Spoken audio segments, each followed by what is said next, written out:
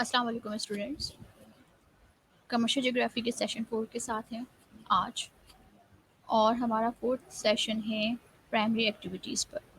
It means of that कि आज से हम जो है अपने कमर्शियल ज्योग्राफी में जितनी एक्टिविटीज़ रन होती हैं और वो पूरी दुनिया में कहाँ कहाँ कॉन्सेंट्रेट होती हैं, कमर्शियल ज्योग्राफी में उनकी क्या पार्टिसिपेशन है, आज से हम जो उसको रीड करना शुरू कर रहे हैं, आज से हम उसको अंडरस्टैंड करना शुरू कर रहे हैं। नाउ प्राइमरी एक्टिविटीज़ को हम क्विकली स्टार्ट लेते हैं। आज का ये टॉपिक थोड़ा सा आपके लिए लॉन्ग है, इसलिए कोशिश करेंगे कि with in a time limit हम जो है इसको ख़त्म कर सकें। नाउ प्राइमरी एक्टिविटीज़ स्टूडेंट्स, आप लोग समझ चुके थे कि प्राइमरी एक्टिविटीज़ किसको कहते हैं। रॉ मटेरियल जो हम नेचर से एक्वायर्ड करते हैं, वो तमाम की तमाम रिसोर्सेज जो हम डायरेक्टली नेचर से हासिल कर रहे हैं, वो आपके पास क्या कहलाती हैं, वो उन एक्टिविटीज़ में इन्वॉल्व होना जो है वो आप क्या कहलाते हैं, प्राइमरी एक्टिविटीज़ कहलाती हैं। All resources acquired from the nature, it's called a primary activities. Then फिर प्राइमरी एक्टिविटीज़ को हम स्प्लिट करते हैं डिफरेंट एक्टिविटीज़ में कि वो कौन कौन सी एक्टिविटीज़ हैं जो एक्चुअली प्राइमरी एक्टिविटीज़ कहलाएंगी। हम इसमें जो है स्प्लिट कर रहे हैं उसको, तो सबसे पहले हमारे पास हमारी एग्रीकल्चर एक्टिविटीज़ आती हैं, देन हर्डिंग्स आती है, फॉरेस्ट्री आता है, फिशिंग आती है एंड माइनिंग आती है। आज हम जब इस टॉपिक को डिस्कस करने के लिए जा रहे हैं तो हमारा मेन फोकस जो होगा वो एग्रीकल्चर एक्टिविटीज़ पे होगा, फिशिंग पर होगा एंड फॉरेस्ट्री पे होगा कि एक्चुअली इनकी टाइप्स कौन कौन सी होती हैं। इन तीनों के कॉन्टेक्स्ट में हम ये चीज़ देखेंगे और इनकी वर्ल्ड डिस्ट्रीब्यूशन कहाँ कहाँ है, मौजूद है, आज हम ये देखेंगे। माइनिंग जो है हमारे पास, सिर्फ हम इसको रफली आइडिया के साथ अंडरस्टैंड करने की कोशिश करेंगे और फिर ये देखेंगे कि माइनिंग की एक्टिविटीज़ इस दुनिया में सबसे ज़्यादा कहाँ परफॉर्म की जाती हैं। जैसे कि China is one of the most important country for the mining activities. Now agriculture activities में जो है आपके पास, एग्रीकल्चर एक्टिविटीज़ आप किसको कहते हैं, वो तमाम के तमाम रिसोर्सेज जो आप ज़मीन से हासिल कर रहे हैं, वो रिसोर्सेज जो है वो आपके पास क्या कहला रहे हैं, एग्रीकल्चर कहला रहे हैं। Agriculture is the cultivation of the animal, plants, and fungi for food, fiber, biofuel, medicine plants, and other products used to sustain and enhance human life. आपके पास जो है ये तमाम की तमाम अपनी इन नीड्स को फुलफ़िल करने के लिए आप जो कुछ लैंड से एक्वायर्ड कर रहे हो, ज़मीन से आप एक्वायर्ड कर रहे हो, वो आपके पास क्या कहला रही है, एग्रीकल्चर कहला रही है। ये जो ह्यूमन सिविलाइजेशन की हम बात करते हैं, हम जो है ये बात करते हैं कि एग्रीकल्चर जो है कमर्शियल बेसिस पे कब चेंज हुई, और हम ग्रीन बास्केट रेवोल्यूशन की बात करते हैं, तो ये सारी चीज़ें जो हैं वो आपके पास कहाँ से स्टार्ट हो रही थी, एग्रीकल्चर एक्टिविटीज़ जब हमारे पास परफॉर्म होना शुरू हुई, जहाँ पर हम सब्सिस्टेंस कंडीशन से निकल के हम कमर्शियल बेसिस के कंडीशंस पे जाना शुरू हुए, तो तब हमारे पास एग्रीकल्चर एक्टिविटीज़ जो हैं वो पूरी दुनिया में परफॉर्म की गई और उन्हें एज ए इकोनॉमिकल एक्टिविटीज़ के नाम के पॉइंट ऑफ व्यू से हमने देखना शुरू किया, क्योंकि वहाँ पर हम अपनी ह्यूमन नीड्स, हम अपनी फैमिली नीड्स को फुलफ़िल नहीं कर रहे थे। एक्चुअली हम क्या कर रहे थे, उसको कमर्शियल एस्पेक्ट में भी इस्तेमाल कर रहे थे। That it is a pictorial explanation about the agriculture activities. Now जब हम एग्रीकल्चर एक्टिविटीज़ की बात करते हैं तो हम एग्रीकल्चर एक्टिविटीज़ में डिस्कस कर रहे होते हैं वो कौन कौन से फैक्टर्स हैं जो कि एक्चुअली यहाँ पर क्या है, आप एग्रीकल्चर के लिए जो है वो इम्पॉर्टेंट है। एग्रीकल्चर के लिए वो तमाम के तमाम फैक्टर्स जो कि एग्रीकल्चर पे डायरेक्टली और इनडायरेक्टली इन्फ्लुएंस करेंगे, वो आपके पास क्या कहलाएंगे, those factors who is influences on the agriculture. Now सामने जो स्लाइड्स मौजूद है वो आपके पास क्या है, फिजिकल फैक्टर्स की मौजूद है। इट मीन्स ऑफ दैट ये वो तमाम की तमाम चीज़ें हैं जो कि आपके पास क्या कर रही हैं, डिसाइड कर रही हैं कि कौन सी एग्रीकल्चर एक्टिविटीज़ आप यहाँ पे परफॉर्म करेंगे और कौन सी एग्रीकल्चर एक्टिविटीज़ आप यहाँ पे परफॉर्म नहीं करेंगे। Number one is the temperature. Temperature is the most important point for the agriculture activities. Normally वो एरियाज जो बहुत ज़्यादा हॉट हैं, जिनका क्लाइमेट जो एक्सट्रीम कंडीशन पे होता है, वहाँ पे एग्रीकल्चर एक्टिविटीज़ को परफॉर्म करना जो है वो थोड़ा मुश्किल काम होता है। टेम्परेचर और दूसरी मोस्ट इम्पॉर्टेंट चीज़ जो हम यहाँ पर देख रहे होते हैं, वो हम ये देख रहे होते हैं कि हर क्रॉप की जो रिक्वायरमेंट है टेम्परेचर की, जो है वो डिफरेंट है। It means of that wheat आप जिस टेम्परेचर पे ग्रो कर सकते हो, कॉटन उस टेम्परेचर पे ग्रो नहीं हो सकता। ये तमाम की तमाम जो एस्पेक्ट्स होते हैं वो एग्रीकल्चर के लिए जो है एग्रीकल्चर की एक्टिविटीज़ को परफॉर्म करने के लिए ज़रूरी होते हैं। जैसे कि हम बात करते हैं कि तोंदरा रीजन जितने भी हैं वो जो है सफिशिएंट है, वो फेवरेबल है किसके लिए, वीट के लिए, but it is not favourable for the rice cultivation. इसी तरीके से हम ये बात करते हैं सहारा डेजर्ट जो है वो किसी तरह की एग्रीकल्चर एक्टिविटीज़ को परफॉर्म ही नहीं कर सकता, बिकॉज ऑफ दैट कि उनका जो मैक्सिमम टेम्परेचर होता है वो किसी भी एग्रीकल्चर के लिए जो है वो सुटेबल नहीं है। देन फिर बात करते हैं हम टोपोग्राफी की। Topography is the land of the nature of the land. Topography जो है आपके पास किसी भी जो स्लोपी एरियाज़ हैं, स्लोपी एरियाज़ के लिए जो है कौन सी कल्टीवेशन ज़्यादा इंपॉर्टेंट होगी। आपके पास जो फ्लैट एरिया है, जो फ्लैट लैंड है, फ्लैट लैंड के लिए जो है कौन सी कल्टीवेशन जो है वो ज़्यादा ज़रूरी है। जैसे कि हम बात करें अगर टी प्लांटेशन की, तो टी प्लांटेशन हमेशा जो है वो स्लोपी नेचर ऑफ लैंड के ऊपर की जाती है, मतलब जो जिसके ऊपर जो है पानी खड़ा ना हो सके और पानी जो है वो फ्लो कर जाए। That is it means of that कि जब हम अगर हम टी कल्टीवेशन के लिए जा रहे हैं तो हम स्लोपी एरियाज़ को जो है वो चूज़ करेंगे। देन अगर फिर हम वीट की बात करें तो हम वीट की बात करते हुए कहते हैं कि वीट का जो लैंड एरिया है वो फ्लैट होना चाहिए। वो फ्लैट इसलिए होना चाहिए कि वाटर एक सफिशिएंट हालत में जो है उसके अंदर क्या हो जाए, एब्जॉर्ब हो जाए, लेकिन जो है उस पर वाटर नहीं खड़ा होना चाहिए। इट मीन्स ऑफ दैट कि फ्लैट एरिया हो इसका। फिर जब हम राइस की बात करते हैं तो हम राइस पर टोपोग्राफी की जो नेचर ऑफ लैंड की बात कर रहे होते हैं, वहाँ पर हम टोपोग्राफी की नेचर ऑफ लैंड को बोलते हैं कि इसकी जो है थोड़ी सा डिगिंग एरिया होना चाहिए। वाई कि इसकी रूट में जो है वो पानी जो है वो रहे मौजूद। तो जो गड्ढे होते हैं या गड्ढे होते हैं वहाँ पर क्या होता है, एक्चुअली पानी खड़ा रहता है, तो इसका इट मीन्स ऑफ दैट जो आपके पास डीप लैंड होगी उस डीप लैंड में जो है वो आपके पास पानी खड़ा रहेगा। इट मीन्स ऑफ दैट कि topography it's a very important part for when you are going to determine the agriculture crops and agriculture activities. Then fertile soil की बात करें, fertile soil and land fertility, इसको हम जो है एक same जो है अभी यहाँ पर सिमिलियर कॉन्टेक्स्ट में पढ़ेंगे कि फर्टाइल सॉइल, नाइट्रोजीनियस सॉइल जो होती है वो आपके पास सबसे ज़्यादा बेस्ट सॉइल होती है आपकी एग्रीकल्चर एक्टिविटीज़ को परफॉर्म करने के लिए। और समटाइम जो होता है आपके पास आप water lodging and salinity problems जो है वो आपके पास आपकी लैंड के ऊपर नहीं होने चाहिए, क्योंकि इससे आपकी फर्टिलिटी जो है वो कम हो जाती है। देन भी फर्टाइल सॉइल के लिए हर एक क्रॉप जो है वो डिफरेंट सॉइल को जो है रिक्वायर्ड करती है। जैसे कि हम वीट की बात करें तो वीट एलुवल सॉइल को रिक्वायर्ड कर रही होती है। अगर हम कॉटन की बात करें, कॉटन के प्रोडक्शंस की बात करें, तो हम सैंडी सॉइल की तरफ जो है जा रहे होते हैं कि सैंडी सॉइल जो है, रेडिश सैंडी सॉइल जो है वो आपके लिए क्या है, बेस्ट है, फेवरेबल है आपके कॉटन क्रॉप्स के लिए। इट मीन्स ऑफ दैट कि फर्टाइल सॉइल जो है, टाइप्स ऑफ सॉइल जो है वो यहाँ पर क्या कर रही है, आपके पास डिसाइड कर रही है कि आपके पास आपकी एग्रीकल्चर एक्टिविटीज़ जो है वो किस तरीके से परफॉर्म होंगी और कौन सी एक्टिविटीज़ हैं जो सबसे ज़्यादा परफॉर्म हो रही होती हैं। Then rainfall and irrigation both are the main hub for the supply of water. Supply of water is the very important thing for the agriculture activities. How much water is required and in which conditions and in which situation, that is a very important thing when you are going to determine the agriculture activities. Then rainfall 15 inches is rainfall is the enough for some crops, and sometimes 45 inches rainfall is enough for some crops. If any country have a lack of rainfall and have a lack of supply of water, then going to be the irrigation system. It means of that lack of supply of water को आप किससे fulfil कर रहे हो, irrigation system के side से fulfil कर रहे हो। और एरीगेशन सिस्टम के लिए जो है आपके पास डिफरेंट एरीगेटेड सोर्सेज मौजूद हैं जिसको आप इस्तेमाल कर रहे हो, और वहाँ पर इस्तेमाल करते हुए अपनी वाटर सप्लाई को मेक श्योर कर रहे हो कि अप्रोप्रिएट हालत में और सफिशिएंट कंडीशन में आपको आपकी वाटर सप्लाई मिल जाए। देन फिर हम बात करते हैं इकोनॉमिकल फैक्टर्स की तरफ, कि जहाँ पर आप जो है अपने फिजिकल फैक्टर्स को इंपॉर्टेंस दे रहे हो, वहाँ पर आपके पास आपका जो है एग्रीकल्चर फैक्टर्स भी जो है वो क्या है, मोस्ट इंपॉर्टेंट पार्ट है। और एग्रीकल्चर फैक्टर के साथ साथ समटाइम जो है आपके पास आपके सोशल फैक्टर्स और आपके पॉलिटिकल फैक्टर्स भी जो होते हैं वो आपके लिए जो है सबसे ज़्यादा ज़रूरी होते हैं।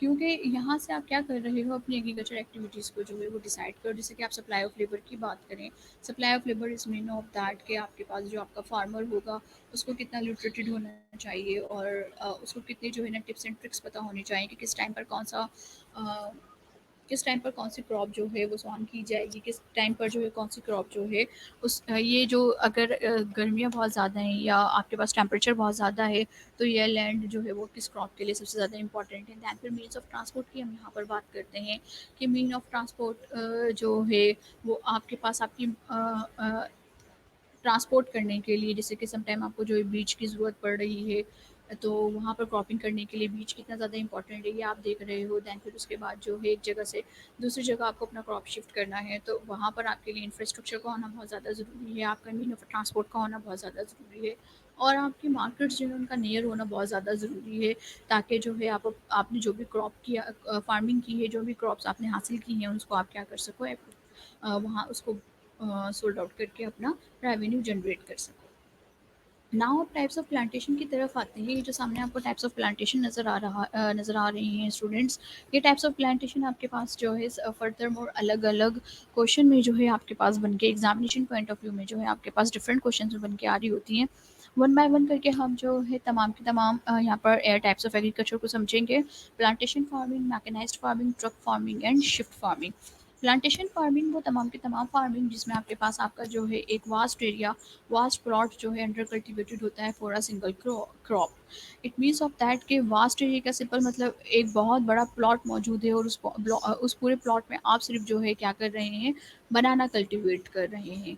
ठीक है, तो बनाना कल्टीवेट करने का मतलब क्या हुआ है, वहाँ पर आप किसी दूसरी क्रॉप को जो है कल्टीवेट नहीं करोगे, या किसी दूसरी फसल को जो है वहाँ पर तैयार नहीं करोगे। It is called the plantation farming. ये जो प्लांटेशन फार्मिंग होती है, ये प्लांटेशन फार्मिंग में जो है आपको लार्ज नंबर ऑफ लेबर्स जो है वो रिक्वायर्ड होते हैं। लार्ज नंबर ऑफ लेबर्स अमूमन साउथ ईस्ट एशिया की तरफ से आते हैं, जैसे कि इंडो पाक की बात करें, दैन फिर चाइना की बात करें, क्योंकि यहाँ पे लोग यहाँ ये कंट्रीज़ जो है मोस्ट प्रोबेबली जो है एग्रीकल्चर एक्टिविटीज़ को ज़्यादा परफॉर्म कर रही होती हैं, तो इनके पास एक्सपर्टीज़ भी ज़्यादा हैं।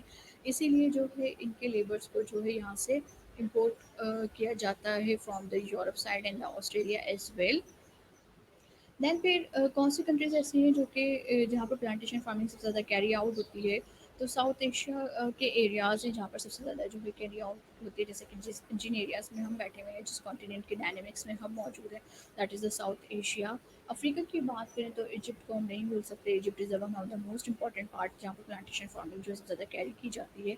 And then south central America, तो साउथ सेंट्रल अमेरिका का पार्ट जो है वो वहाँ पर मौजूद है, जहाँ पर जो है आपके पास किया जा रहा है, प्लांटेशन फार्मिंग को कैरी आउट की जा रही है। अच्छा जी, समटाइम हमारे माइंड में ये होता है कि प्लांटेशन फार्मिंग जस्ट जो है होम बेस्ड फार्मिंग होगी, या फिर जो है सब्सिस्टेंस हालत में जो है प्लांटेशन को हम यहाँ पर कैरी आउट करेंगे। एक्चुअली जो न्यू एरा ऑफ टाइम जहाँ पर हम मौजूद हैं, यहाँ पर प्लांटेशन फार्मिंग को जो है इन्वेस्टमेंट करने के बाद जो बहुत ज़्यादा कमर्शियल बेसिस पे जो है वो शिफ्ट कर दिया गया है। मतलब फॉरेन इन्वेस्टमेंट, फॉरेन मार्केट मौजूद है, सबसे बड़ी चीज़ है जब फॉरेन मार्केट मौजूद है, तो इसका मतलब सिंपल ये हुआ कि यहाँ पर जो है फॉरेन एक्सपर्ट्स भी जो है मौजूद होंगे, और देन मार्केट की अवेलेबिलिटी की वजह से आपके पास फॉरेन इन्वेस्टमेंट भी जो है वो आपके पास प्लांटेशन फार्मिंग में जो है वो वर्कआउट कर रही होती है। That is the pictorial references कि प्लांटेशन फार्मिंग जो है वो किस तरीके से होती है। लुक एट दिस कि प्लांटेशन फार्मिंग रॉ वाइज हो रही है आपके पास। दैन मैकेनाइज्ड फार्मिंग, हमारे पास फार्मिंग करने के दो वेज मौजूद है। या तो आप ट्रेडिशनल वे पे काम कर रहे होते हो बाय मैनुअल, के हाथों से ही ज़मीन को खोदना, हाथों से ही बीज डालना, हाथों से ज़मीन को बराबर करना, एंड हाथों जब फसल जो है बिल्कुल रेडी हो जाए तो हाथों से ही उस फसल को काटना, that is called the traditional way of farming. लेकिन अगर हम मैकेनाइज्ड फार्मिंग की बात करें, तो मैकेनाइज्ड फार्मिंग में साइंटिफिक मेथड्स को इस्तेमाल करना और मॉडर्न टूल्स को इस्तेमाल करना, वो तमाम की तमाम फार्मिंग जो है वो आपके पास क्या कहलाती है, मैकेनाइज्ड फार्मिंग कहलाती है। साइंटिफिक मेथड्स का सिंपल मतलब ये कि आप जो है केमिकल फर्टिलाइजर्स इस्तेमाल कर रहे हो, आप न्यूली मेथड्स जो है वो अडॉप्ट कर रहे हो अपने पास, अपनी जो है फार्मिंग को जो है वो बढ़ाने के लिए, और अपनी क्रॉप की प्रोडक्शंस को जो है इन्हांस करने के लिए, इंक्रीज़ करने के लिए। दैन फिर इसके अलावा जो है आप मॉडर्न टूल्स इस्तेमाल कर रहे हो। इट मीन्स ऑफ दैट आप मशीन इस्तेमाल करो, जस्ट लाइक ऑफ दिस कि आप ट्रैक्टर यूज़ कर रहे हो, आप थ्रेशर यूज़ कर रहे हो, आप हार्वेस्टर्स जो है ना उसको हार्वेस्टिंग को जो है यूज़ कर रहे हो, तो that is called the mechanised farming. Then question is that कि मैकेनाइज्ड फार्मिंग किन किन एरियाज में पॉपुलर है। अमेरिका, अब यहाँ पर देखिए ये वो तमाम एरियाज हैं जो कि डेवलप कंट्रीज हैं। अमेरिका है, पेरिस है, स्लोप ऑफ ऑस्ट्रेलिया है, अर्जेंटीना है एंड रशिया। ये आपके पास क्या है, डेवलप कंट्रीज़ हैं। और यहाँ पर जो है आपका फार्मर लिटरेटेड भी है, उसको वो पढ़ा लिखा किसान मौजूद है वहाँ पर, उसको पता है कि वो अपनी क्रॉप को किस तरीके से जो है health wise and safety wise जो है वो सिक्योर करेगा। देन फिर यहाँ पर क्या हुआ कि इन कंट्रीज़ के अंदर जो है वो मैकेनाइज्ड फार्मिंग जो है वो सबसे ज़्यादा पॉपुलर है। As compare to the Pakistan की बात करें तो टाइमली पाकिस्तान ने इस चीज़ में जो इन्हांस करना शुरू किया है। लेकिन क्योंकि मैकेनाइज्ड फार्मिंग के लिए आपके पास आपकी इन्वेस्टमेंट ज़्यादा रिक्वायर्ड होती है, और पाकिस्तान में आपका फार्मर जो होता है वो इतना ज़्यादा सेल्फ सफिशिएंट हालत में नहीं होता या इतना स्ट्रांग नहीं होता कि वो अपनी हाई अमाउंट ऑफ इन्वेस्टमेंट जो है वो अपनी फार्मिंग में जो है वो इस्तेमाल करे। दैट्स वाई जो है जो नॉर्मली डेवलप कंट्रीज़ होती हैं वो डेवलप कंट्रीज़ जो हैं वहाँ पर ये जो है फार्मिंग को इस्तेमाल कर रही है। That is the picture for the mechanized farming. Now truck farming, and truck farming को हम बात करते हैं, that is a commercial based farming. Truck farming वो तमाम की तमाम फार्मिंग जिसमें आप जो फार्मिंग कर रहे हैं उसको जो है आप क्या करें, इन द मार्केट फॉरन जो है सेलिंग एंड बाइंग का प्रोसेस जो है वहाँ पर उसको कंटिन्यू कर लें। Truck farming refers to the produce vegetable and fruits on the commercial scale. Commercial scale के ऊपर आप प्रोड्यूस कर रहे हैं अपने वेजिटेबल्स एंड फ्रूट्स। ये तमाम की तमाम फार्मिंग जो है वो आपके पास क्या कहला रही है, ट्रक फार्मिंग कहला रही है। अच्छा जी, ये ट्रक फार्मिंग जो होती है नॉर्मली पेरिशेबल गुड्स के लिए इस्तेमाल की जाती हैं। पेरिशेबल गुड्स वो तमाम के तमाम गुड्स जो जल्दी ख़राब हो जाते हैं, ड्यूरेबल नहीं है, ठीक है। तो अगर हम वेजिटेबल एंड फ्रूट्स की बात करें, इसका मतलब क्या हुआ, एक सर्टेन टाइम पीरियड पे वेजिटेबल एंड फ्रूट्स जो है वो तैयार हुए और आपने उनको क्या कर दिया, मार्केट में ट्रांसपोर्ट कर दिया।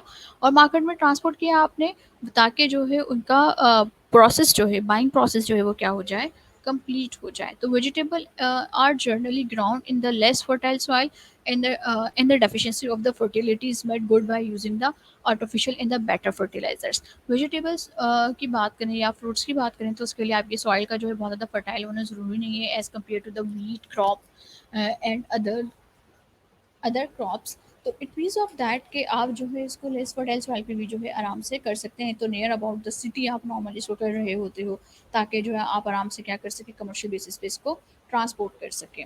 तो ये है आपके पास ट्रक फार्मिंग।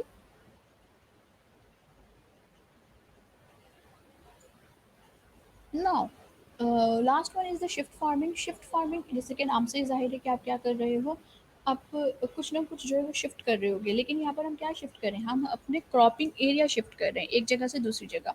जिसके साउथ ईस्ट एशिया का ये सबसे एंशियंट मेथड है। पुराने लोग जो साउथ ईस्ट एशिया के लोग थे वो सबसे ज़्यादा इस मेथड को इस्तेमाल किया करते थे, शिफ्ट फार्मिंग के मेथड को इस्तेमाल किया करते थे। एक्चुअली वो क्या करते थे, फॉरेस्ट्री का एक साइट उन्होंने क्लियर किया, ठीक है, वहाँ पर जो उसकी ट्री वगैरह या उसकी जो बुशेस थी उन सबको जलाया। उन सबको जलाने के बाद जो है उससे उनकी सॉइल की फर्टिलिटी या लैंड को जो उन्होंने इम्प्रूव किया। जब वो इम्प्रूव हो गई तो वहाँ पर उन्होंने कल्टीवेशन करना शुरू करी। हार्डली 1 ईयर 2 ईयर उन्होंने उस एरिया को कल्टीवेट किया। एंड देन जब उन्होंने देखा कि ये लैंड की जो सॉइल की फर्टिलिटी है वो जो है डिक्रीज़ हो रही है और उनका आउटपुट जो है वो इतना रेज़ नहीं हो रहा, तो वो क्या कर रहे हैं, उसका जो सेकंड पार्ट है, सेकंड हैंड पे जो दूसरा पार्ट मौजूद है, वहाँ पर जो ऑलरेडी ट्रीज़ मौजूद हैं, बुशेस मौजूद हैं, उन्होंने उसको क्लियर किया, बुशेस को वहाँ पर जलाया और जला के जो सॉइल में मिक्स कर दिया ताकि उसकी फर्टिलिटी इंप्रूव हो जाए। और वो एरिया जहाँ पर वो पहले फर्टिलिटी किया करते थे उस एरिया से शिफ्ट हो गए किसी उस दूसरे एरिया की तरफ जहाँ की फर्टिलिटी उन्होंने इंक्रीज़ की थी। इट मीन्स ऑफ दैट ये हमेशा क्या कर रहे हैं, एरिया शिफ्ट कर रहे हैं। अब क्या हुआ, यहाँ पर 6 मंथ्स में 1 ईयर तक उन्होंने जाके जो है यहाँ पर 2 ईयर 3 ईयर तक जो है यहाँ पर क्रॉपिंग करी, फर्टिलाइजिंग की। फिर उन्हें लगा कि भाई अब इस एरिया की अगेन जो है वो क्या हो रही है, फर्टिलिटी कम हो रही है। तो वो एरिया जिस पर वो ये पहले फर्टिलिटी करते थे अब वहाँ पर यकीनन बुशेस मौजूद होंगी, खारदार झाड़ियाँ मौजूद होंगी, जिसको जलाने के बाद वो क्या कर सकते हैं, उसके सॉइल की जो फर्टिलिटी थी वो इंक्रीज़ कर सकते हैं। तो that is mean that shift farming, कि आप यहाँ पे क्या कर रहे हो, one plot to another plot अपने क्रॉप को शिफ्ट कर रहे हो। South east Asia I said that कि सबसे ज़्यादा एंशियंट मेथड है। देन सेंट्रल अफ्रीका जो है वो क्या करता है, इस एरिया इसको जो है इस्तेमाल कर रहा होता है। एंड ट्रॉपिकल अमेरिका जो है वो क्या है, इसका पार्ट है जो ट्रॉपिकल अमेरिका का अमेजोन फॉरेस्ट है एंड दिस एंड ब्राज़ील का एरिया जो है वो क्या है, ट्रॉपिकल अमेरिका है। एंड ट्रॉपिकल अमेरिका क्या कर रहा है, इस पूरे मेथड्स को जो है वो इस्तेमाल कर रहा है। Look at the picture student. यहाँ पर जैसे कि नज़र आ रहा है कि एक जगह पे उन्होंने जो है फर्टिलिटी की है, दूसरी जगह पे जो है वो क्या कर रहे हैं, इसकी बुशेस को जलाने के बाद जो है उस लैंड की फर्टिलिटी को इंक्रीज़ कर रहे हैं। नाउ कुछ इन फार्मिंग्स के साथ साथ कुछ दूसरी फार्मिंग्स हैं जो कि हम यहाँ पर जो है डिस्कस करेंगे। जैसे कि आप लोगों ने देखा होगा लाइफ स्टॉक एंड कल्टीवेशन जो है वो साइड बाय साइड जो है वो काम कर रही होती है। एक ही जगह पर रहते हुए लोग अपने लाइफ स्टॉक को भी जो है वो ग्रो कर रहे होते हैं, उनकी जो है फीडिंग कर रहे होते हैं। और इसी के साथ साथ जो है ना वहाँ पर वो कल्टीवेशन, पाकिस्तान में पंजाब की साइड पे अगर आप देखें तो पंजाब की साइड पे मोस्ट प्रोबेबली जो है यही कल्चर मौजूद है। सिंध भी सम टाइम जो है समहाउ ये इस कल्चर को जो है वो प्रमोट कर रहा होता है। तो दैट इज़ कॉल्ड कि जहाँ पर आपके पास आपके हर्डिंग्स एंड लाइफ स्टॉक मौजूद हैं, आप उसके साथ साथ क्या कर रहे हैं, अपनी फार्मिंग की आप अपनी कल्टीवेशन को जो है वो क्या कर रहे हैं, रन कर रहे हैं। That is called the mixed farming. अब ये मिस्ट फार्मिंग कहाँ कहाँ हो रही है, central east America, south west America, south Brazil, central Mexico, Argentina, central Chile and south Africa. वो एरियाज़ जहाँ पर जो है मिक्स्ड फार्मिंग, क्योंकि ग्रीजिंग का भी यहाँ पर मैटर कर रहा होता है। आपके लाइफ स्टॉक जो है वहाँ पे ग्रीजिंग को भी जो है वो क्या कर रहे होते हैं, प्रोमोट कर रहे होते हैं। आपके पास मैदानी इलाके बहुत ज़्यादा होते हैं, आपके पास ग्रास लैंड्स बहुत ज़्यादा होती हैं, जिसकी वजह से जो है मिक्स्ड फार्मिंग जो है वो बहुत अच्छी तरीके से प्रोमोट हो जाती है। देन फिर आप एनिमल हस्बेंड्री की बात होती है, तो एनिमल हस्बेंड्री एक्चुअली जो है वो आपके पास एनिमल हस्बेंड्री एक्चुअली आपके पास क्या है, आप अपनी फार्मिंग को और आप अपने जो है फार्मिंग को और आप अपने कैटल लुक आफ्टर को जो है एक साथ करना शुरू करते हैं, तो that is called the animal husbandry. जैसे कि first of all dairy farming की बात की जाती है। आपके पास एग्रीकल्चर में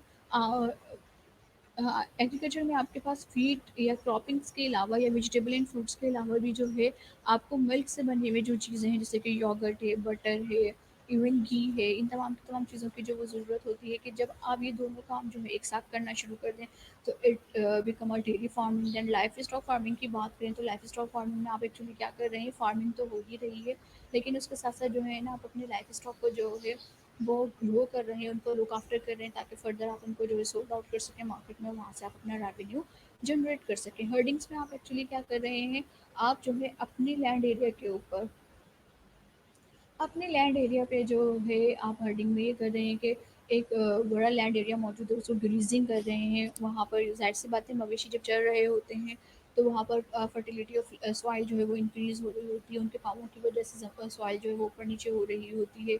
और फिर जब फर्टिलिटी सॉइल इंक्रीज़ हो गई, सॉइल मिक्सिंग हो गई, तो देन फिर जो है वहाँ पर आप जो है घास उगा सकते हैं। और जब वो घास उग रही है तो वहाँ पर आपके पास आपकी हर्डिंग्स और वहाँ पे ऑलरेडी आपके पास आपके मवेशी मौजूद हैं, तो वो क्या कर रहे हैं, वहाँ पर आपको सपोर्ट कर रहे हैं आपकी कमर्शियल एक्टिविटीज़ को आगे बढ़ाने में। तो that is the agriculture activities. Now agriculture activities के पोर्शन को एंड करते करते मैं आप लोगों के एग्जाम्स पॉइंट ऑफ व्यू के हवाले से क्वेश्चंस को जो है वो ड्रॉप करना चाहूँगी स्टूडेंट के। नॉर्मली स्टूडेंट यहाँ पर ये बात कर रहे होते हैं कि हमने जो चीज़ें पढ़ी हैं उनका हमारे पास जो है एग्ज़ाम पॉइंट ऑफ व्यू से जो है वो किस तरीके से क्वेश्चन आस्किंग होगा। क्योंकि जब हम अपनी कोर्स ऑफ लाइन पे नज़र डालते हैं तो वहाँ पर जो है बहुत सारी चीज़ें जो है वो अनक्लियर है।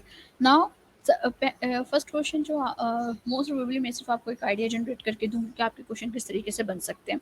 जैसे कि why plantation farming is costly in south east of Asia. South east Asia में जो है आपकी प्लांटेशन फार्मिंग कॉस्टली क्यों है।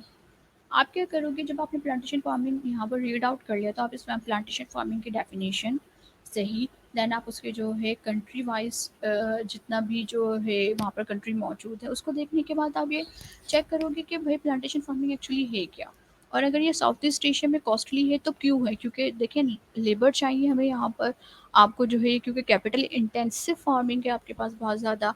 तो कैपिटल इंटेंसिव मीन्स दैट आपको जो है हाई इन्वेस्टमेंट की ज़रूरत है। बहुत सारी चीज़ें आपके पास क्या होगी वहाँ से फाइंड आउट, जब आप इसको सर्च आउट करना शुरू करेंगे, आप इसको राइटिंग करना स्टार्ट करेंगे। क्योंकि कमर्शियल ज्योग्राफी में सबसे ज़्यादा इंपॉर्टेंट चीज़ राइटिंग होती है, आपके पास कितनी नॉलेज और आप कितना राइट कर सकते हो, it is the important thing. तो जब आपके पास राइटिंग के लिए आपको एक क्वेश्चन मिल जाएगा, आप उसको राइट करने लगोगे, तो बहुत सारी चीज़ें होंगी जो कि आपके वहाँ पर क्लियर हो रही होंगी। नेक्स्ट हम क्वेश्चन इस तरीके से बना सकते हैं कि describe life stock ranching farming, why this farming famous in the Europe, कि ये फार्मिंग जो है आपके पास लाइफ स्टॉक रेंचिंग फार्मिंग जो है वो आपके पास यूरोप में क्यों फेमस है, और एक्चुअली जो है आप रेंचिंग फार्मिंग कह किसको रहे हो, लाइफ स्टॉक फार्मिंग जो है वो आप कह किसको रहे हो, what is the factor involve in this farming. ये आपके पास जो है एक अनदर क्वेश्चन हो सकता है जो कि आप यहाँ पर क्या करेंगे, यहाँ पर इसको जो है वो आंसरेबल बना रहे होंगे। एनीवेज स्टूडेंट्स, अभी जो हमने यहाँ पर ये जो स्लाइड में आपको एंड करके जा रही हूँ, ये आपके पास क्या है, एग्रीकल्चर एक्टिविटीज़ हैं कि वो कौन से फैक्टर्स हैं जो एग्रीकल्चर के ऊपर जो है वो इन्फ्लुएंस कर रहे होते हैं। फिर हमने यहाँ पर ये देखा कि एग्रीकल्चर की टाइप कौन कौन सी थी, और कौन सी कंट्रीज ऐसी हैं जो कि डिफरेंट एग्रीकल्चर कल्चर को प्रमोट कर रही होती हैं। नाउ मूव कर जाते हैं हम फिशिंग एंड फॉरेस्ट्री पे। फिशिंग एंड फॉरेस्ट्री जब हम यहाँ पे पढ़ रहे होंगे, तो यहाँ पर हम दो चीज़ें पढ़ेंगे, एक तो type of fishing and then फिर world distribution of fishing. Same as that जब हम फॉरेस्ट्री की बात करेंगे तो यहाँ पर भी हम दो चीज़ें पढ़ेंगे, type of forest and world distribution of forest. यहाँ पर एक इंटरेस्टिंग काम ये किया हुआ है कि जो टाइप ऑफ फॉरेस्ट में है उन्हीं के अंदर जो है वर्ल्ड डिस्ट्रीब्यूशन ऑफ फॉरेस्ट को जो है हमने इन्वॉल्व किया हुआ है, और देन फिर हमने ये चीज़ भी देखनी है कि यूजेस ऑफ फॉरेस्ट जो है वो कौन कौन से होते हैं। Now fishing, hunting all water live, that is called the fishing. आप वो तमाम की तमाम चीज़ें जो आप क्या कर रहे हो, पानी के अंदर से जो है वो हंट कर रहे हो, शिकार कर रहे हो अपना, वो आपके पास क्या कहला रही हैं, फिशिंग कहला रही हैं। अब टाइप ऑफ फिशिंग कौन कौन सी हो सकती हैं आपके पास, सबसे पहले आप ओशियन की बात करते हैं कि नॉर्मली हम जो है फ़िश दो पानी के इस्तेमाल करना यूज़ पसंद करते हैं। एक है आपके पास सिलियन वाटर या सॉल्ट वाटर फ़िश, और दूसरी है आपके पास sweet water fish. Sweet water fish obviously सी चीज़ है कि आपके पास जो है रिवर से आएगी, और साल्ट वाटर फिश जो है ऑब्वियसली सी चीज़ है कि आपके पास ओशन से आएगी। नॉर्मली जो ओशन का सोर्स इस्तेमाल किया जाता है वो आपके लिए जो है कमर्शियल बेसिस के लिए इस्तेमाल किया जाता है, जैसे कि आप जापान की बात करें, आप अमेरिका की बात करें, आप मैक्सिको की बात करें, तो यहाँ पर जो है जो सॉल्ट वाटर फिश है, ये आपके पास सबसे बड़ा हब है आपके पास आपकी इनकम को या जीडीपी को इम्प्रूव करने के लिए। देन एवर फ्लोइंग रिवर, या जो है आप सीजनल रिवर से एक्चुअली क्या करते हो, अपने पास अपनी फ़िश की हंटिंग कर रहे होते हो और आप स्वीट वाटर फ़िश जो है वो हासिल करते हो। तो स्वीट वाटर फ़िश के लिए आप जो सोर्स इस्तेमाल करते हो वो आपके पास जो है वो क्या है, रिवर मौजूद है। तकरीबन 40,000 काइंड्स जो है वो फ़िश की मौजूद हैं जो कि आप रिवर से क्या करते हो, हंट करते हो। 40,000। लेग्स की बात करें, that is the natural sweet water comes from the earth या कम्स फ्रॉम द लैंड, जिससे आप लैक की बात करते हो नॉर्मली, जैसे कि आप रिवर में जो है फ्लो होता है वो वाटर देखते हो, लेकिन लैक्स की जो एक करेक्टरिस्टिक्स होती है कि यहाँ पर वाटर फ्लो नहीं हो रहा होता, और इवन कि यहाँ पे वाटर कम भी नहीं हो रहा होता, क्योंकि इनका वाटर जो है वो ज़मीन के अंदर से जो है वो फ्लो हो रहा होता है बाहर की साइड साइड पर। अच्छा जी, लैक की जो फ़िश होती है वो भी आपके पास क्या है, स्वीट वाटर फ़िश की बात कर रही होती है, और जो है कुछ लैक जो सॉल्ट लैक है वहाँ से आप सॉल्ट वाटर फिश जो है वो हासिल कर रहे होते हो। लेकिन जो ये जो लैक है it is the another part of the source. Ponds की बात करें तो एक तो नेचुरल है और एक आर्टिफिशियल पॉन्ड्स है, तो दोनों पे जो है आर्टिफिशियल पॉन्ड्स में तमाम के तमाम पॉन्ड्स पॉन्ड्स जो कि जो है रेन की वजह से बन रहे होते हैं, और फिर जब रेन ख़त्म हो जाती है या पानी जो है सक हो जाते हैं ज़मीन के अंदर, तो वो पॉन्ड्स जो है वो अपनी हालत खो देते हैं। एनीवेज पॉन्ड भी जो है वो आपके पास क्या है, फिशिंग के सोर्सेज में सबसे बड़ा ज़रिया है। That is the ocean, river, lakes and ponds, यह आपके पास जो है वो सोर्सेज में शुमार होते हैं। Now major fishing grounds of the world, major fishing grounds की बात करते हैं तो हमारे पास 6 मेजर फिशिंग ग्राउंड्स जो हैं जो दुनिया में मौजूद हैं। अच्छा जी, ये जो मेजर फिशिंग ग्राउंड्स मैं आपको 6 मेजर फिशिंग ग्राउंड्स बता रही हूँ, इन मेजर ग्राउंड्स को हम जो है कन्वर्ट कर देंगे किसी 2 पार्ट्स के अंदर at the end of the lecture जाके, जब हम इस फिशिंग ग्राउंड्स को हम डिस्कस कर लेंगे। लेकिन सबसे पहले है आपके पास the north west pacific reason.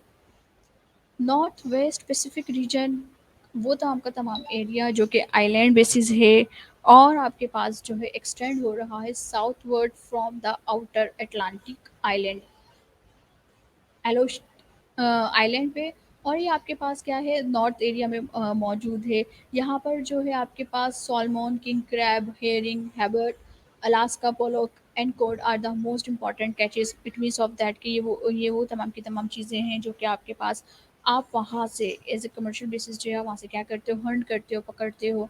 Japan इस जो है वो क्या है, इसका सबसे मोस्ट इम्पॉर्टेंट पार्ट है जापान जो है। और एज यू नो दैट कि जापान जो है वो आपके पास सबसे बड़ा फ़िशिंग हब मौजूद है, कमर्शियल बेसिस पे फ़िशिंग हब जो है वो आपके पास जापान है। और ये आपके पास अलाइन कर रहा है किसमें, the north west pacific reason में। तो पैसिफिक ओशियन का जो नॉर्थ वेस्ट पार्ट है वो आपके पास क्या है, जापान के पास मौजूद है, और जापान जो है इसका सबसे बड़ा डीलर है। फिर उसके बाद बात करते हैं the north east Atlantic and adjacent waters of the Arctic. Arctic में और नॉर्थ ईस्ट अटलांटिक का जो एरिया है ये एक्सटेंडेड है from island to the Mediterranean shores including the European countries specially Norway, Denmark, Spain island and the United Kingdom. Norway की बात करें तो नॉर्वे को तो हम जो है इस तरह से भी जानते हैं कि ये आपकी दुनिया का जो एक रेजिडेंशियल एरिया में जो है सबसे लार्ज कंट्री मौजूद है। रेजिडेंशियल इसके पास जो है अटलांटिक स्टार्ट हो जाता है, आर्कटिक स्टार्ट हो जाता है, एंटार्कटिका स्टार्ट हो जाता है, जिसके बाद जो है ह्यूमन लाइफ वहाँ पर मौजूद नहीं है। तो इट मीन्स ऑफ दैट कि अब आप जो है वहाँ से अंदाज़ा लगाएं, वहाँ से लेकर आपके पास आपकी यूनाइटेड किंगडम तक का जितना भी एरिया मेडिटेरेनियन शोर्स के साथ जितना भी एरिया मौजूद है वो सब का सब आपके पास जो है second the most largest part है द नॉर्थ ईस्ट अटलांटिक की हम बात कर रहे हैं। शैलो वाटर यहाँ पे मौजूद है नॉर्थ सी की तरफ, और यहाँ पर जो है डोगर बैंक मोस्टली कंसंट्रेटेड है, और सबसे ज़्यादा जो फिशिंग कैच की जाती है वो आपके पास डोगर बैंक के एरिया से ही की जाती है। Third one is the north waste Atlantic की बात कर रहे हैं। द नॉर्थ वेस्ट अटलांटिक में जो है grand bank and the gorgeous bank area जो है वो मौजूद है, और इस एरिया के अंदर जो है आप गल्फ स्ट्रीम की बात करते हैं। ये एरियाज जो है आपके पास मोस्टली जो है इनका इतने ज़्यादा जो ये डीप एरिया नहीं है, लेकिन इसके अलावा जो है यहाँ पर जो उसके बावजूद जो है फिशिंग ग्राउंड्स जो हैं वो उनकी हाई इन्हांस प्रोडक्टिविटी जो है उनकी बहुत ज़्यादा है, और ये रीजन जो है वो आपके पास आपको आपको सपोर्ट कर रहे होते हैं अपने पास आपके फिशिंग एरियाज़ को। Then the north east Pacific की बात करते हैं, अलास्का एंड कैलिफोर्निया के साथ जो है जो एरिया मूव कर रहा है, Alaska and California along the western shores of the north America. ये आपके पास जो है वो क्या है, द नॉर्थ ईस्ट पैसिफिक की साइड मौजूद है। और यहाँ पर भी जो है आपको डिफरेंट किस्म की जो है टाइप्स मिल जाती हैं फिशेस की, और नॉर्मली जो सी फूड खाने के लिए जो बहुत ज़्यादा यूज टू है, जो हैबिचुअल है, वो इन एरियाज़ की तरफ जो है वो ट्रैवल करना ही पसंद करते हैं, और यहाँ से फिशिंग को जो है वो काउंट करना भी पसंद कर रहे होते हैं। और ये world's best sport fishing ground है, जहाँ पर जो है आप आराम से, आपको ज़्यादा हर्डल फील नहीं करना पड़ता, आप आराम से क्या करते हैं मिनिमम टाइम फ्रेम में रहते हुए फिशेस जो है वो काउंट कर सकते हैं। नंबर फिफ्थ जो है वो आपके पास है द साउथ ईस्ट पैसिफिक की बात कर रहे हैं यहाँ पर, जो कि साउथ अमेरिका के साथ जो है वो मौजूद है। साउथ अमेरिका के साथ साथ जो है पेरू का एरिया, जो कंट्री पेरू है उसके साथ जो है ना ये आपका जो है एडजॉइंट है ये पूरा एरिया। और देन यहाँ पर भी जो है ना वो आपके पास क्या है अच्छी खासी, क्योंकि फ़िश की जो एक्चुअली जो बेसिक फूड है वो आपके पास प्लैंकटन है। तो प्लैंकटन जो बेसिक फूड है वो यहाँ पर कोल्डर वाटर से जो है आता है, और कोल्डर वाटर से जो है यहाँ तक रीच होता है, जिसकी वजह से वो जो है हिस्सा बनता है आपके पास आपकी फिशिंग फूड का। देन फिर जो है वो आपको क्या कर रहा होता है, सपोर्ट कर रहा होता है फिशिंग करने में, क्योंकि फ़िश जो है वो ऑलरेडी वहाँ पर बहुत ज़्यादा मौजूद है। तो that is called the west central Pacific area. Now अब हम लास्ट बात करते हैं फिशिंग ग्राउंड की। और ये जो लास्ट फिशिंग ग्राउंड है ये है आपके पास the west central Pacific area, जो कि Philippines and Indonesia and southward of the Australia coast के जो है वो सराउंडिंग में मौजूद है। तो ये जो एरियाज़ यहाँ पर आपके पास मौजूद हैं, यहाँ पर भी वैरायटी ऑफ फिशेस मौजूद हैं। ये आपके पास सबसे बड़ी मार्केट्स मौजूद है रेड फिश की, बास की, मुलेट की। ये और क्योंकि नॉर्मली अगर हम पाकिस्तानियों की बात करें तो हम जो है 2 चीज़ें ज़्यादा एम्फसाइज़ होके जो है वो खा रहे होते हैं सी फूड में। एक होता है आपके पास एक हम जो है यूज़ टू हैं वो है प्रॉन के, और दूसरे यूज़ टू हैं हम फिशेज़ के। हम इतने ज़्यादा यूज़ टू नहीं है कि हम जो है मोलेट भी खाएँ, और हम जो है क्रैब को भी जो है वो इस्तेमाल कर रहे हैं अपने फूड के अंदर। और जो है दूसरी चीज़ें जो दूसरे सी फूड्स होते हैं उनको जो है वो हम इस्तेमाल करें तो हम लोग इतने ज़्यादा यूज़ टू नहीं होते। लेकिन दुनिया में बहुत सारी चीज़ें जैसे कि ऑयस्टर खाया जाता है, मुलेट खाया जाता है, इवन कि आप थाईलैंड में जाएँ तो थाईलैंड की बेसिक जो है बेसिक जो उनकी डिश बन रही होती है फ़िश के साथ-साथ, क्योंकि they they are very likely used fish as a food. तो क्रैब उनकी जो है ना वो बेसिक जो है फ़िश बनती है। टोना इनकी जो है ना बेसिक जो है ना फूड की बेसिक फूड रेसिपीज़ होती हैं उनकी जो बहुत ज़्यादा इस्तेमाल कर रहे होते हैं। देन फिर यहाँ पर जो है this area together with the Indian ocean comprises the major marine environment not being the fish at a maximum level. यहाँ पर जो है मरीन एनवायरनमेंट बहुत बेहतरीन होता है जिसकी वजह से जो है यहाँ पर फ़िशिंग करना जो है वो यूज़ेबल है। नाउ अगर हम इसको समराइज़ करें तो यहाँ पर 6 एरियाज़ हमारे पास मौजूद हैं मेजर फ़िशिंग ग्राउंड के, जिसमें से मेनली जो है कॉन्सेंट्रेटेड हैं, मतलब मेनली जो हम बात कर रहे होते हैं वो नॉर्थ ईस्ट एशिया के रीजन्स की हमने बात की। नॉर्थ ईस्ट एशिया का सिंपल मतलब क्या हुआ आपके पास कि आप जापान में मौजूद हैं, आप बांग्लादेश की साइड पर आ रहे हैं, आप थाईलैंड की साइड पे जो है जा रहे हैं, और बेसिक कमर्शियल फूड्स जो है बेसिक कमर्शियल फिशिंग्स जो है वो आपके पास क्या हो रही हैं north east north east Asia के साइड पर हो रही हैं। देन फिर आप इन 6 कंट्री इन 6 को आप स्टार्ट के 3 को आप क्या कर देंगे वहाँ पर कन्वर्ट कर देंगे, और बाकी जो है आपके पास क्या है नॉर्थ वेस्ट यूरोप की बात करेंगे हम यहाँ पर, कि नॉर्थ वेस्ट यूरोप जो है वो आपके पास क्या है सेकंड पार्ट है कि आप वहाँ पर क्या कर रहे हैं इन 6 एरियाज़ को वहाँ पे जाके डोमिनेट कर रहे हैं। इट मीन्स ऑफ दैट कि वर्ल्ड फिशिंग ग्राउंड्स की अब आप बात करें तो वर्ल्ड फिशिंग ग्राउंड्स जो है वो आपके पास 2 टाइप में इन 6 ये जो 6 टाइप्स हैं फर्दर 2 टाइप्स में जाकर डिस्ट्रीब्यूट हो सकती हैं। One is the north east Asia and further is the north waste Europe. North east Asia में आपके पास जापान आ गया, थाईलैंड आ गया, आपके पास जो है बांग्लादेश का की जो है ना लाइन आ गई आपके पास खलीज बंगाल के साइड की। देन नॉर्थ वेस्ट यूरोप की बात करें तो आपके पास जो है स्पेन मौजूद है, ब्राज़ील मौजूद है, मेक्सिको मौजूद है, डोगर बैंक मौजूद है आपके पास, जो आपके पास नॉर्थ वेस्ट रीजन की डिस्ट्रीब्यूशन ऑफ फिश में नॉर्थ वेस्ट रीजन की जो है वो बात कर रहा होता है। नाउ स्टूडेंट नेक्स्ट जो है हम अपने इस टॉपिक को फिशिंग ग्राउंड्स के टॉपिक को हम यहाँ पे बात करते हैं। अच्छा जी, फिशिंग ग्राउंड्स में जब हम क्वेश्चंस बनाने की बात करते हैं तो वहाँ पर फिशिंग ग्राउंड्स में आपसे पूछा जा सकता है कि which one fishing ground is the most beneficial for the commercial basis. कौन सा जो है फिशिंग ग्राउंड आपके पास सबसे ज़्यादा बेनिफिशियल है फॉर द कमर्शियल बेसिस। आपके पास जो है यहाँ पर ये क्वेश्चन भी बन सकता है। दूसरा आपके पास ये क्वेश्चन बन सकता है कि Atlantic is the freezing area but which type of the fishing activities perform in the Atlantic. Then फिर जो है क्योंकि जाहिर सी बात है अटलांटिक आपका फ्रीजिंग एरिया है, उसके बावजूद भी लोग वहाँ पर नॉर्मली क्या कर रहे होते हैं फिशिंग हैबिट्स को परफॉर्म कर रहे होते हैं, क्योंकि जो फ्रीजिंग एरिया होता है उसके नीचे जो वाटर है वो आपके पास फ्लो वाटर है और वहाँ पर जो है फ़िश की अच्छी खासी तादाद जो है वो मौजूद होती है। तो नॉर्मली लोग स्कीमो हंटिंग कर रहे होते हैं, तो वहाँ से ये पूछा जाता है कि which one type is the hunting is important in the Atlantic city, uh, and how it become the commercial basis। तो ये तमाम की तमाम चीज़ें जो है आपके पास आपके क्वेश्चन का पार्ट बन रही होती हैं, और ये क्वेश्चंस जो होते हैं वो एक्चुअली आपको खुद राइट डाउन करने होते हैं अपनी इन्फॉर्मेशन की बेस पे और अपने नॉलेज की बेस पे, इसलिए आपका राइटिंग स्किल्स जो है वो सबसे ज़्यादा बेहतरीन होना ज़रूरी है। Now last part primary activities की तरफ चलते हैं, and that is the forestry, the most important thing. Uses of forestry हम यहाँ पर टाइप्स ऑफ फॉरेस्ट देखेंगे सबसे पहले हम यहाँ पर, देन फिर हम यहाँ पे जो है यूजेस ऑफ फॉरेस्ट देखेंगे। जब हम टाइप ऑफ फॉरेस्ट की बात कर रहे होंगे स्टूडेंट्स, तो टाइप ऑफ फॉरेस्ट की बात करते हुए अब यहाँ पर जो है वर्ल्ड डिस्ट्रीब्यूशन ऑफ फॉरेस्ट को भी जो है अपने डिस्कशन का पार्ट बनाएंगे। Now forestry is the science and craft of creating, managing, using, conserving, and repairing forest and associated resources to meet the desired goals, need, and values of human and environmental benefit। बहुत ज़्यादा मुश्किल definition नहीं होगी ये forestry की।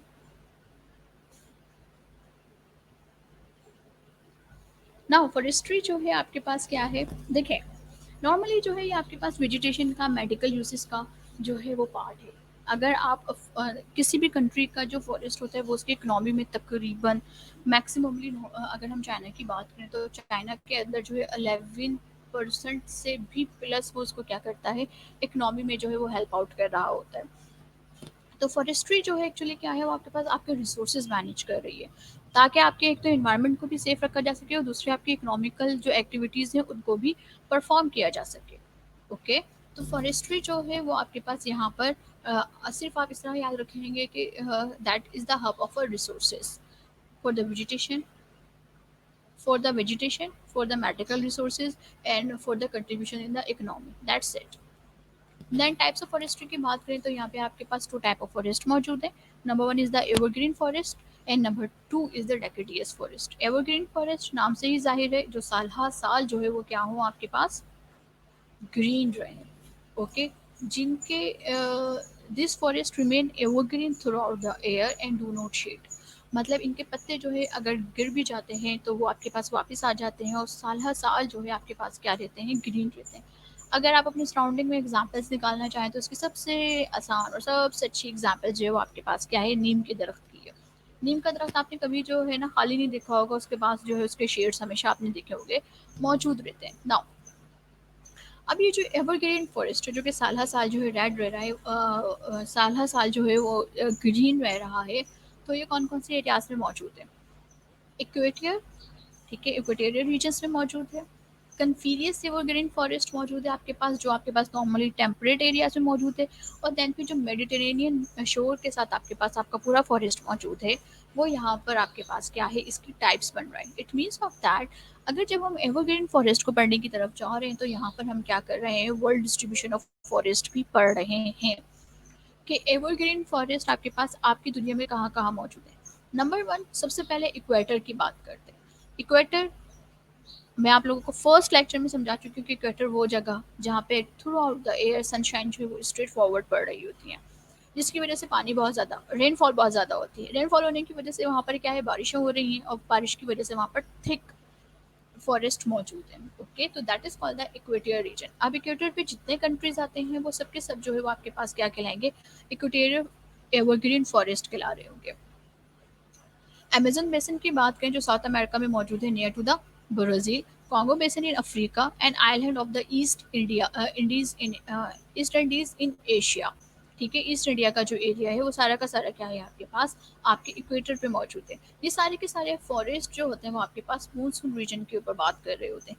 Then कन्फीरियस evergreen forest की बात करें तो कन्फीरियस फॉरेस्ट वो तमाम के तमाम फॉरेस्ट जो कि आपके पास कोल्ड टेम्परेट क्लाइमेट में भी मौजूद हैं।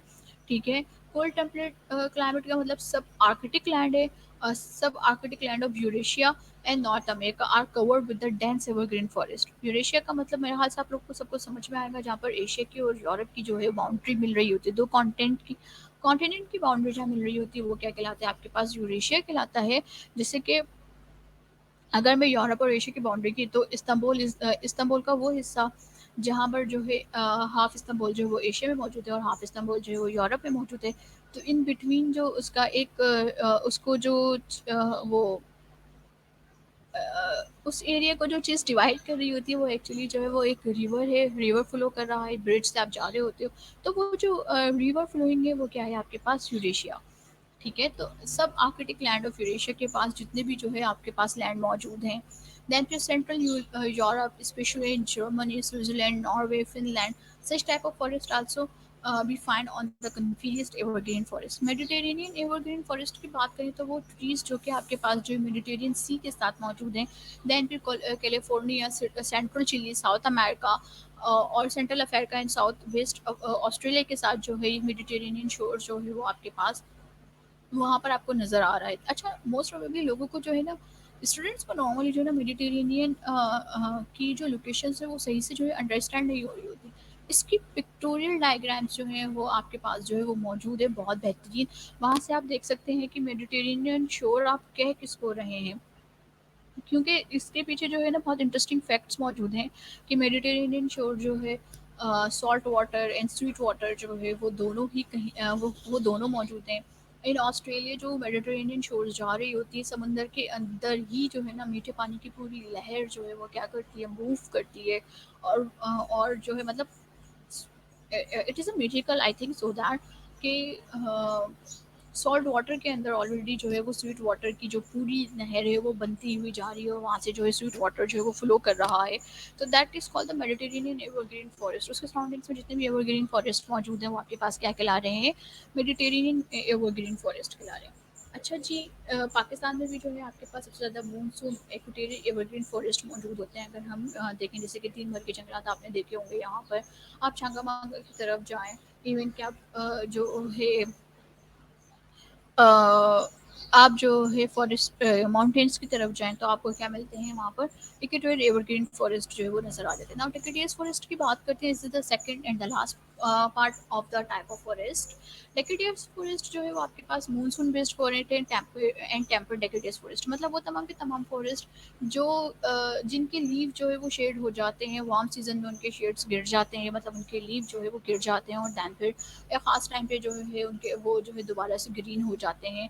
मतलब उनके जो है पत्ते आने और जाने का रुझान रहता है, that is called the deciduous forest. जैसे कि मानसून का टाइम पीरियड आएगा तो वहाँ पर जो है ये ग्रीनरी हो जाएगी वहाँ पर, और देन जैसे मानसून जा रहा है वो जो है वापस जो है अपने येलोइश उस पर चले जाते हैं। जैसे कि साउथ चाइना की बात करें, थाईलैंड की बात करें, वियतनाम की बात करें, बर्मा की बात करें, बांग्लादेश एंड इंडो पाक की बात करें, तो यहाँ पर सारे के सारे जो फॉरेस्ट मौजूद हैं वो मानसून फॉरेस्ट मौजूद हैं। टेम्परेट डेकेडियस फॉरेस्ट की बात करें तो वो टाइप ऑफ फॉरेस्ट जो है ये आपके पास नॉर्दर्न वेस्टर्न यूरोप पे की बात करते हैं, नॉर्थ ईस्ट यूरोप की बात करते हैं, ईस्टर्न कोस्ट मौजूद है, ऑस्ट्रेलियन साउथ ईस्ट अफ्रीका मौजूद है। Then commercial uses of forest, ये वाला टॉपिक तो आप लोग बचपन से पढ़ते हुए आ रहे होते हैं स्टूडेंट्स, इसको थोड़ा सा जो है ना क्विकली ओवरव्यू लेते हैं। कमर्शियल बेसिस ऑफ फॉरेस्ट कौन कौन से मौजूद होते हैं। फॉरेस्ट वुड जो इस्तेमाल होती है फ्यूल में, रॉ मटेरियल आपको मिल रहा है। देन फिर जो है माइनर फॉरेस्ट प्रोडक्ट्स जो है गम, रिजाइन, डाइस, ये तमाम की तमाम चीज़ें जो है वो आप क्या कर रहे हैं, फॉरेस्ट से बना रहे होते हैं। मेडिसिन बन रही होती हैं आपके पास आपके फॉरेस्ट से, एनिमल की प्रोडक्ट्स जो है वो यहाँ पर मौजूद हैं। और देन फिर जो है ये आपका डिफेंस सिस्टम में भी और आपके क्लाइमेट को जो है इनरिच करने में भी इसका बहुत बड़ा हाथ मौजूद होता है, कि आपके पास जो इकोलॉजिकल यूजेस में जो है ऑक्सीजन प्रोड्यूस कर रहा है, ग्लोबल वार्मिंग को रिड्यूस कर रहा है, सॉइल कंजर्वेशन की बात करते हैं यहाँ पर। देन फिर regulation of the hydrological cycle जो है उसको सही करता है, पोल्यूशन मॉडरेटर है ये आपका, एंड वाइल्ड लाइफ हैबिटेट है। और ये सारी चीज़ें जो है ना हम लोग हम बहुत ज़्यादा मेटेलिक बेस पर हैं, मनी असेसमेंट ज़्यादा कर रहे होते हैं, और ये तमाम की तमाम चीज़ें जो हैं वो beyond to the money assessment है। कि सोचिए अगर आपके पास आप ऑक्सीजन लेने के लिए आपके पास एक अच्छा इन्वायरमेंट नहीं हुआ तो क्या आप अपने साथ कैन लेके घूमेंगे ऑक्सीजन का। ना फॉरेस्ट्री ऑफ यूज़ आपको यहाँ पे नज़र आ रहा है, फोडर है, फ्यूल है, मेडिकल प्लांट है, ये तमाम के तमाम जो है ना आपके पास इसकी पिक्टोरियल डेफिनेशंस मौजूद है। इसको थोड़ा सा ब्रॉड कर दिया है कि आप जो है फूड वहाँ से हासिल करते हैं, मेडिसिन के लिए रॉ मटेरियल ले रहे हैं, वुड कंस्ट्रक्शन आप कर रहे हैं through the wood, heavy construction हो रही है, फायरवुड आप वहाँ से ले रहे हैं, लाइट कॉन्सेंट्रेशन की बात करें, टूल्स बना रहे हैं, मार्केटेबल आइटम्स बनाते हैं, ये तमाम की तमाम चीज़ें जो है आप क्या कर रहे हैं वहाँ से अपने फॉरेस्ट से जो है आप हासिल कर रहे हैं। Okay, that's it. आज जो है आज का टॉपिक जो था वो हमारे पास जो था वो प्राइमरी एक्टिविटीज़ को लेकर था। और ये जो प्राइमरी एक्टिविटीज़ की हम बात कर रहे थे स्टूडेंट, तो हमने यहाँ पर तीन मेजर प्राइमरी एक्टिविटीज़ को जो है वो डिस्कस किया है। और तीन प्राइमरी मेजर एक्टिविटीज़ को डिस्कस करते हुए स्टूडेंट्स यहाँ पर हमने क्वेश्चन आस्किंग क्राइटेरिया भी देखा है कि आपके पास जो आपका एग्ज़ाम्स में आपके पास क्वेश्चंस किस तरीके से बन रहे होते हैं, क्योंकि अनफॉर्चुनेटली अनलकीली कमर्शियल ज्योग्राफी का जो पेपर है, कमर्शियल ज्योग्राफी का जो पेपर है वो आपके पास जो है अनसीन होता है, हर साल जो है वो डिफरेंट आ रहा है। और जब हर साल वो डिफरेंट आता है, हर साल उनके क्वेश्चन आस्किंग क्राइटेरिया जो डिफरेंट होते हैं, तो इसका मतलब ये है कि ये पूरा सब्जेक्ट आपके पास आपकी नॉलेज बेस पे काम कर रहा है। मैं आपको बेसिक कॉन्सेप्ट्स दे सकती हूँ, मैं आपको बेसिक एग्जाम्पल्स बता सकती हूँ, मैं आपको सोचने का तरीक़ेकार बता सकती हूँ। अलबत्ता लिखना जो है वो आपने खुद होगा। जब मैं आपको बता रही हूँ तो आप उन चीज़ को पॉइंट आउट करते हुए क्या करें, अपने नोट्स मेकिंग करें, अपने नोट्स तैयार करें। मैं आपको हेडलाइन तो दे सकती हूँ, लेकिन मैं आपको जो है लिखने का तरीक़ेकार सिखा नहीं सकती, वो आपको खुद करना होगा कि how to be manage and maintain your question. आपकी प्रेजेंटेशन एक्चुअली क्या होनी चाहिए आपके क्वेश्चन को लेने के बाद। ये तमाम की तमाम चीज़ें जो है वो मैं वक्तन फ़वक्तन अपने लेक्चर का हिस्सा बनाती रहती हूँ स्टूडेंट, जिससे आपके पास जो आपकी नॉलेज है वो क्या, आपकी नॉलेज इंक्रीज़ हो जाए और आप जो है प्रेजेंटेटिव हो जाएँ अपने पास अपने एग्ज़ाम्स में। नाउ जो क्वेश्चंस मैंने आपको पुट इन किए ड्यूरिंग लेक्चर उसके नोट्स बनाएँ आप ताकि आपकी जो है ना राइटिंग स्किल्स जो है वो इम्प्रूव हो जाए। आज के लिए स्टूडेंट्स इतना ही इंशाल्लाह नेक्स्ट जो है हम सेकेंडरी एक्टिविटीज़ स्टार्ट लेंगे और सेकेंडरी एक्टिविटीज़ को हम देखेंगे कि एक्चुअली वो क्या हैं और उनके रिसोर्सेज इस दुनिया में कहाँ-कहाँ कॉन्सन्ट्रेट होते हैं। नाउ आज के लिए अल्लाह हाफ़िज़ एंड थैंक यू।